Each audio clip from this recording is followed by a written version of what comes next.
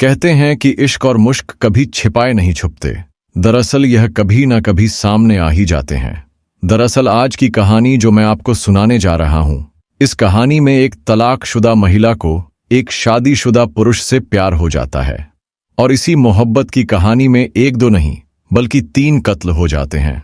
और जब पुलिस को इस घटनाक्रम के बारे में जानकारी होती है, पुलिस ने इस घटनाक्रम के खुलासे के लिए जब प्रयास करना शुरू किया तो पुलिस के हाथ सिर्फ एक महज टिकट लगा था, रोडवेज बस का टिकट। उस रोडवेज बस के टिकट की वजह से इस कत्ल का खुलासा हो जाता है। और जब खुलासा होता है तो लोगों को यकीन नहीं हो रहा था कि एक कागज का छोटा सा टुकड़ा इस घटनाक्रम के खलास तक कैसे पहुंच सकता है। इस कहानी को सुनने के बाद शायद आप लोगों को भी बड़ा आश्चर्य होगा। आप लोग भी सोचने पर मजबूर हो जाएंगे कि जो इंसान जिसको कहता था कि मैं तुम्हारे साथ हमेशा हमेशा के लिए रहूंगा, वो आखिरकार छोटी सी बात के लिए उसका कत्ल करने पर उतारू कैसे हो सकता है। आज की जो सच्ची घटना मैं आपको सुनाने जा रहा हूं, ये सच्ची घटना है। उत्तराखंड प्रदेश का एक शहर है देहरादून, उसी का ही एक इलाका लगता है पटेल नगर। बड़ोवाला इलाके के पास जो शिमला बाईपास लगता है, वहां पर पेट्रोल पंप के पास एक सूखे नाले से लगातार दुर्गंध आ रही थी। 25 जून 2024 की शाम लगभग 6:30 बजे के आसपास कोई व्यक्ति पुलिस कंट्रोल न को फोन करता है और कहता है कि साहब, पेट्रोल पंप के बराबर में जो सूखा हुआ नाला है, वहां से बहुत तेज की दुर्गंध आ रही है, यहां से निकलना बहुत मुश्किल हो रहा है।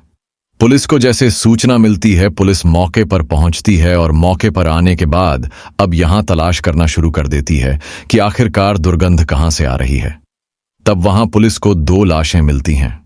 एक लाश जिसकी उम्र लगभग 20 या 22 साल के आसपास बताई जा रही थी और दूसरी की जो उम्र थी लगभग 6 या 7 महीने के आसपास एक बालिका थी, एक बच्ची थी जो नवजात थी। अब पुलिस ने जैसे ही इन दोनों शवों को कब्जे में लेने के बाद पोस्टमार्टम के लिए भेजा। पोस्टमार्टम की रिपोर्ट से यह पता चलता है कि उनकी गला घोंटकर हत्या की गई थी, यानी कि उनका दम घोटा गया था किसी चीज से और जिसकी वजह से उनकी मौत हो जाती है। और इसे साफ अंदाजा लगाया जा रहा था कि यह दोनों मां और बेटी का रिश्ता रखने वाली है।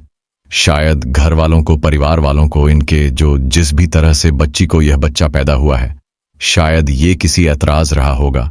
अब पुलिस इस घटनाक्रम की जो तफ्तीश थी उसकी तलाश करना जुड़ जाती है।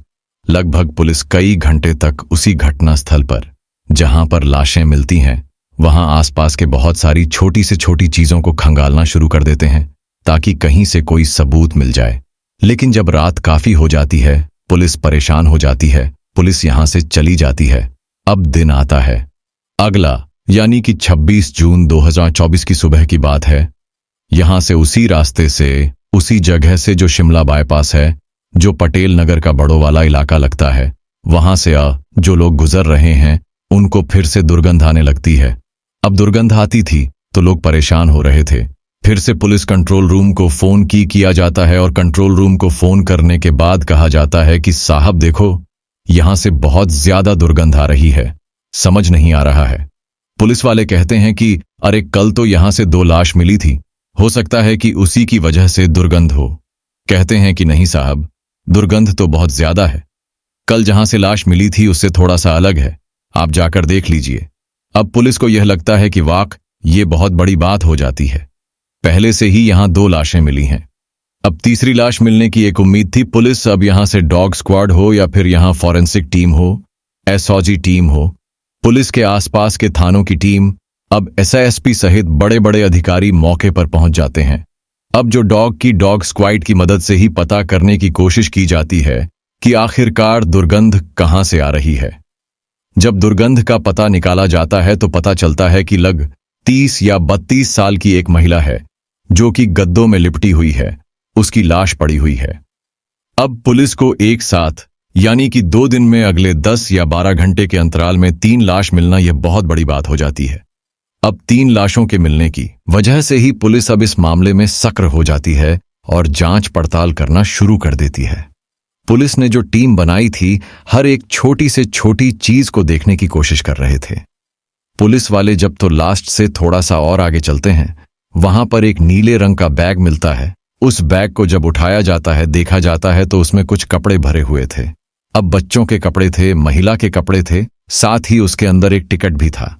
इसके अलावा बंबई का उस पर एक एड्रेस लिखा हुआ था, ज्वेलर्स का। अब पुलिस उस बंबई के एड्रेस पर पता करने की कोशिश करती है, लेकिन वहां से अब महज थैले के भरोसे पुलिस रह नहीं सकती थी। पुलिस करे तो क्या करे। तभी पुलिस की नजर पहुंचती है एक छोटे से कागज के टुकड़े पर, जो कागज का टुकड़ा होता है रोडवेज बस का, जो कि मुरादाबाद रोडवेज बस की बस होती है, और उसका टिकट था। पुलिस ने जैसे ही उस टिकट को खोला, खोलने के बाद जब देखना शुरू किया तो उसमें से कुछ अक्षर मिट चुके थे और कुछ अक्षर बाकी थे। मुरादाबाद डिपो की बस से कांटेक्ट करने की कोशिश की, उनसे दिखाया ये टिकट कब का है और कैसा है, क्या इसके बारे में कुछ जानकारी दिखा सकते हो, बता सकते हो। तो पता चलता है कि ये टिकट बिजनौर में एक जगह लगती है, नेटौर, और नेटौर से देहरादून के लिए टिकट था। और उस टिकट पर साफ साफ यह उल्लेख था कि यह एक एडल्ट और 2 नाबालिग। अब इससे यह साफ साफ पुलिस ने अंदाज लगा लिया कि 3 जो लाश हैं वो एक ही है, यानी कि 2 जो बच्चे हैं और इसमें एक बड़ी महिला है। अब पुलिस ने इसके बारे में और पता करने की कोशिश की। पुलिस ने एक टीम को नेटौर भेज दिया कि आखिरकार यह जानकारी हो सके कि कहां से टिकट है, यह कौन चढ़ा कौन नहीं चढ़ा था, गाड़ी के अंदर किसने सफर किया था, कौन थी वो महिला, कौन थे वो मरने वाले 2 अलग अलग, जिसमें एक 8 साल की बच्ची की हत्या की जाती है, जिसमें दूसरी लगभग 2022 साल की बताई जा रही थी। अब उसमें टिकट में लिखा हुआ था 30 जून 2024 की दोपहर लगभग 4:01 पर वहां से बस चलती है नेटौर से देहरादून के लिए। अब देहरादून में जब बस आकर रुकती है तो पुलिस ने अब देहरादून के ISBT का भी जो CCTV कैमरे लगे हुए थे उनको भी खंगालना शुरू कर दिया।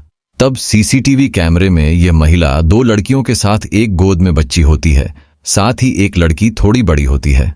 अब ये तो पुलिस ने क्लियर कर लिया कि इनका तीनों का आपस में कोई ना कोई रिलेशन, कोई ना कोई संबंध है। अब पुलिस ने आसपास के जितने भी CCTV कैमरे थे उनको भी खंगालना शुरू किया। तभी पुलिस को एक व्यक्ति मिलता है और एक व्यक्ति आकर कहता है कि साहब, मुझे ऐसा लगता है कि जैसे मैंने इस महिला को किसी के साथ बाइक पर बैठे हुए देखा था, लेकिन किसके साथ बैठे देखा था नहीं पता। अब CCTV कैमरे में जो खंगाला जाता है तो पता चलता है कि वाकई ये महिला बाइक पर बैठी हुई थी। अब पुलिस ने जो टीम बनाई हुई थी, जो आसपास की फैक्ट्री थी, आसपास के लोग थे, उनसे बातचीत करने की कोशिश करते हैं। तो एक गद्दा फैक्ट्री होती है, गद्दा फैक्ट्री में पुलिस ने 11 यहां कर्मचारी काम करते हैं। 11 कर्मचारियों के जो नाम, पते, एड्रेस वगैरह थे, जब ये मांगे गए तो पता चलता है कि उसमें 11 से कर्मचारियों में से एक कर्मचारी ऐसा था जिसका जो एड्रेस होता है वह उत्तर प्रदेश के जिला बिजनौर के नेटौर का एक गांव लगता है। फरीदपुर वहां का रहने वाला होता है। पुलिस ने उस व्यक्ति को तुरंत अपने हिरासत में लिया, उससे पूछताछ करना शुरू कर दिया।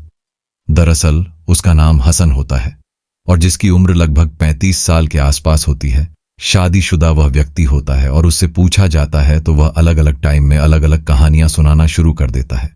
पुलिस को इसकी कहानियों पर यकीन नहीं हो रहा था। अब पुलिस ने सख्ती से उससे पूछताछ करना शुरू कर किया। जब सख्ती से उससे पूछताछ की तो उसने कहा कि तुम्हारा इस हत्याकांड से क्या रिलेशन है, यह सही सही बता दो, नहीं तो फिर पुलिस अपने तरीके से बातचीत करेगी। जब पुलिस ने उसे अपने तरीके से बातचीत करने की कोशिश की, आखिरकार वह टूट जाता है और टूट जाता है तो एक कहानी सुनाता है। वो बताता है कि साल 2018 में ये जो महिला है जिसकी मौत हुई है, जिसका नाम है रेशमा, जिसकी उम्र लगभग 35 साल के आसपास है, उसी की एक बेटी है 15 साल के आसपास जिसका नाम आयत है, और एक 6 महीने की लड़की है जिसका नाम आयशा होता है। दरअसल यह बच्चे उसी के होते हैं। 2018 में इसका पति से तलाक हो जाता है और उसके पति के तलाक के बाद इसकी उससे दोस्ती हो जाती है। दोनों बहुत नजदीक आ जाते हैं और आने के बाद यहां से बंबई चले जाते हैं। बंबई कुछ दिन रहते हैं, 5 महीने रहने के बाद वापस आ जाते हैं। यह लड़का अपना देहरादून में आ जाता है और यह महिला अपने नेटौर में रहने लगती है। लेकिन इसी बीच में यह महिला लगातार प्रेशर बना रही थी, दबाव बना रही थी कि मैं तुमसे शादी करूंगी और तुम्हारे साथ ही रहना है, तुम्हारे साथ ही जिंदगी जीनी है, जबकि यह खुद शादीशुदा होता है। शादीशुदा होने के बावजूद उसके बच्चे हैं, पत्नी है जो कि गांव में रहते हैं। उसके बावजूद भी यह एक ऐसी महिला से प्यार कर बैठता है जो तलाकशुदा होती है और वह तलाकशुदा महिला देहरादून में रहने के लिए कहे कि कमरे ढूंढ भाव, मुझे वहां रहना है, मुझे साथ साथ रहना है। तब यह व्यक्ति थोड़ा परेशान हो जाता है। अब इसी बीच में यानी कि 23 जून 2024 को यह गाड़ी पकड़ती है, जो कि मुरादाबाद के डिपो की रोडवेज बस होती है। नटोर से पकड़कर यह सीधा देहरादून के आईएस बीट पे उतरती है और इस हसन को फोन करके कहती है कि हसन, मैं यहां पर देहरादून आ गई हूं। हसन को यह अप्रत्याशित लगता है। उसे लग ही नहीं रहा था कि अचानक से कैसे आ सकती है। जब उसके पास जाता है तो उस अपनी बाइक पे बिठा आता है। बाइक बिठाने के बाद सीधा जिस कंपनी में वो काम करता था, उस कंपनी के उस फैक्ट्री के इर्द गिर्द जहां भी वो रहता था, उस महिला को और उसके दोनों बच्चों को साथ लेकर चला जाता है। रात के अंधेरे में जब ये दोनों सो जाते हैं 23 तारीख की रात को ही, तब मौका पाते ही वह पूरी ताकत से उस महिला यानी कि रेशमा का गला दबाता है और गला दबाने के बाद उसकी हत्या कर देता है। अब बचते हैं बच्चे और एक पहले जो बड़ी बेटी होती है, इसका नाम आयत होता है, जिसकी उम्र 15 साल के आसपास होती है। उसके सीने पर बैठकर उसके तकिए से उसका दम घोंट देता है और उसकी हत्या कर देता है। अब नंबर आता है 8 में यानी कि उस बच्ची का, जिसको यह भी नहीं पता था कि वह कहाँ है, किसके साथ है, किसके साथ नहीं है। जैसे बड़ी वाली लड़की को नहीं पता था, ठीक उसके साथ भी वो वैसे ही करता है। तकी से गला घूंट होता है, गला घूंट कर हत्या कर देता है।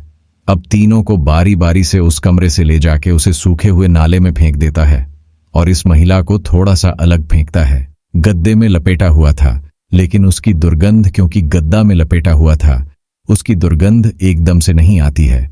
और इन दोनों बच्चों को खुले में छोड़ दिया था, इनकी दुर्गंध थोड़ा तेज से आने लगती है। लगभग 12 से 13 घंटे में 3 लाशें मिल जाती हैं, अलग अलग वक्त पर।